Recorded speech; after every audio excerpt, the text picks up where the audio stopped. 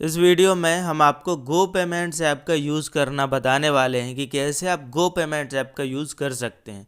इसमें मिलने वाली सर्विसेज की यदि हम बात करें तो सबसे अच्छी इसमें जो सर्विस है वो मनी ट्रांसफ़र की। इसके थ्रू हम मनी ट्रांसफ़र कर सकते हैं। मनी ट्रांसफ़र के पहले कस्टमर का जो नाम है वो वेरीफाई कर सकते हैं। वेरीफाई करने के बाद उसे सेव करके भी रख सकते हैं ताकि कभी और मनी ट्रांसफ़र कस्टमर को करना हो तो हम कर सकते हैं, हमें बार बार अकाउंट नंबर और IFSC कोड डालने की ज़रूरत ना पड़े। तो चलिए एक मैं आपको दिखा देता हूँ। जैसे ही मैं सेंड मनी के ऑप्शन पर जाता हूँ, यहाँ पर एक नंबर डाल देता हूँ जिस नंबर से जो मेरे पास बेनिफिशियरी है वो ऐड है। तो यहाँ पर आप देख सकते हैं जिन्हें भी मुझे मनी ट्रांसफ़र करना है, मनी ट्रांसफ़र करने के लिए मुझे पे पर आ जाना है, अमाउंट डालना है और अगेन पे पर क्लिक कर देना है। तो ये जो प्रोसेस रहेगी वो मनी ट्रांसफ़र की रहेगी। मनी ट्रांसफ़र के पहले जो वेरिफिकेशन होता है अकाउंट का, वो करने के लिए सबसे पहले हमें अकाउंट चूज़ करना होता है कि कौन से बैंक का जो खाता है वो कस्टमर का है। तो फॉर एग्ज़ाम्पल के लिए मैंने यहाँ पर state bank of India select किया है।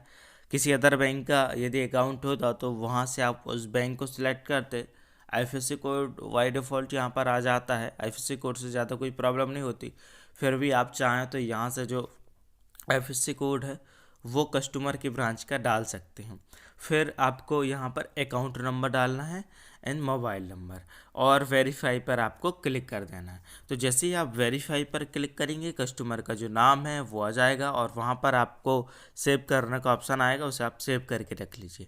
तो जब भी आपको पैसे ट्रांसफ़र करना हो तो डायरेक्टली यहाँ पर आपको पे पर क्लिक करना होगा, अमाउंट फिल करना होगा और पे पर फिर क्लिक कर देना है। तो ये जो प्रोसेस रहेगी वो मनी ट्रांसफ़र करने की रहेगी। अच्छा, दूसरी जो इसकी सर्विस है वो है AEPS की, आधार इनेबल पेमेंट सिस्टम। तो आधार इनेबल पेमेंट सिस्टम के थ्रू आप क्या कर सकते हैं, बैलेंस इंक्वायरी कर सकते हैं। बैलेंस इंक्वायरी करने के लिए बैलेंस इंक्वायरी पर हमने क्लिक किया है। फिर हमें बैंक नेम सेलेक्ट करना है कि कस्टमर का जो अकाउंट है वो किस बैंक में है। तो यहाँ भी फिर मैं फॉर एग्ज़ाम्पल के लिए किसी और बैंक को सेलेक्ट कर लेता हूँ, जैसे पंजाब नेशनल बैंक मैंने सेलेक्ट किया। यहाँ पर हमें क्या करना है, कस्टमर का जो आधार नंबर है वो फिल करना है, मोबाइल नंबर फिल करना है और डिवाइस पर आपको क्लिक करना है कि कौन सी डिवाइस आपके पास है। मोरफो हो, मंत्रा है, स्टारटेक है। तो मेरे पास यदि मॉर्फो हो तो वो मंत्रा है, तो मैं मंत्रा पर चेक मार्क लगा लेता हूँ बायोमेट्रिक डिवाइस को। फिर हमें अपने मोबाइल से कनेक्ट करना है और जहाँ पर ये जो फिंगरप्रिंट नॉट कैप्चर पर आपको क्लिक करना है, या फिर आप इसके नीचे जहाँ पर कैप्चर फिंगरप्रिंट ब्लू कलर से लिखा हुआ वहाँ भी आप क्लिक करके कस्टमर का जो फिंगरप्रिंट है वो स्कैन करा सकते हैं। तो ये जो प्रोसेस रहेगी वो बैलेंस इंक्वायरी करने की रहेगी। अच्छा, कैश विड्रॉल करने के लिए आपको क्या है, कैश विड्रॉल पर आ जाना है और कैश विड्रॉल पर जैसे ही आप आएंगे तो आपको सिलेक्टेड वॉलेट का ऑप्शन मिलेगा। यहाँ से आपको सेलेक्ट करना है AEPS वॉलेट। यदि आप AEPS वॉलेट को सेलेक्ट करते हैं तो ऐसा करने पर क्या होगा, जो आपने अकाउंट नंबर दिया हुआ है उस अकाउंट नंबर पर डायरेक्टली पैसे आपके चले जाएंगे। और यदि आपने यहाँ से फाउंडेड वॉलेट सेलेक्ट कर लिया तो ये जो वॉलेट का पैसा है वो आप अकाउंट पर यदि ट्रांसफ़र करेंगे तो फिर आपको चार्ज लगेगा और मनी ट्रांसफ़र के थ्रू वो जो पैसे हैं वो ट्रांसफ़र होंगे। ये जो वॉलेट है, फाउंडेड जो वॉलेट है, इसका यूज़ हम रिचार्ज करने के लिए, मनी ट्रांसफ़र के लिए कर सकते हैं।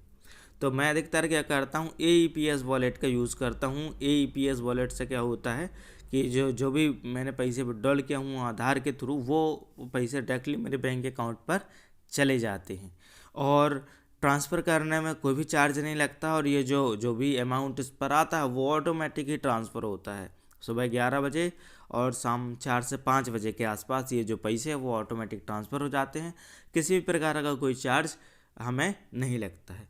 तो चलिए, वॉलेट हमने सेलेक्ट कर लिया। इसके बाद हमें जो बैंक का नाम है वो सिलेक्ट करना है। तो यहाँ से हम बैंक का जो नाम है वो सिलेक्ट कर लेते हैं।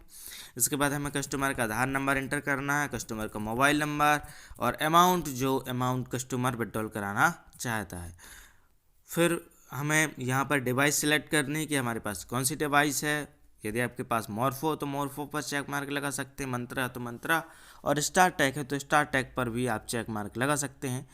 जहाँ पर आप देख सकते हैं कि फिंगरप्रिंट नॉट कैप्चर्ड, और यहाँ पर आप क्लिक कर सकते हैं जहाँ फिंगरप्रिंट नॉट कैप्चर लिखा है, या फिर कैप्चर फिंगरप्रिंट पर भी क्लिक करके कस्टमर का जो फिंगरप्रिंट है वो आप कैप्चर करा सकते हैं। और ये जो आपकी प्रोसेस रहेगी वो क्या रहेगी, पैसे विड्रॉल करने की। अच्छा, जैसे आपने पैसे विड्रॉल किया तो उसके बाद क्या है कि कस्टमर के अकाउंट में जो बचा हुआ बैलेंस है वो आपको देखने को मिल जाएगा। आपने पैसे विड्रॉल किए, इसकी सिक्योरिटी के लिए आप क्या कर सकते हैं, यहाँ से आप उसकी जो ट्रांजैक्शन हिस्ट्री है वो भी चेक कर सकते हैं। तो चलिए मैं कल के आपको ट्रांजैक्शन जो हिस्ट्री है वो दिखा देता हूँ। और यहाँ पर हमने वॉलेट, मैंने EPS वॉलेट के थ्रू में जो पैसे है वो विड्रॉल करता हूँ, तो यहाँ पर आप देख सकते हो। ठीक है, ये जो भी हमने पैसे विड्रॉल किया हुआ उसका टाइम आपको देखने को मिल जाएगा, किस टाइम पर कितना अमाउंट हमने विड्रॉल किया है। इसके बाद जो इसमें सर्विस है वो रिचार्ज एंड यूटिलिटी की है, तो उसके थ्रू प्रीपेड पोस्टपेड आप रिचार्ज कर सकते हैं, साथ ही DTH रिचार्ज का भी ऑप्शन आपको मिल जाता है। अब कमीशन स्ट्रक्चर की यदि हम बात करें तो इसमें 1 से 6%, 6.5% तक का जो कमीशन है वो AEPS में मिलता है, और मोबाइल रिचार्ज में 1 से 2.5% तक का कमीशन, और DTH रिचार्ज में 2 से 2.5% के आसपास तक का कमीशन आपको गो पेमेंट्स ऐप में मिलता है।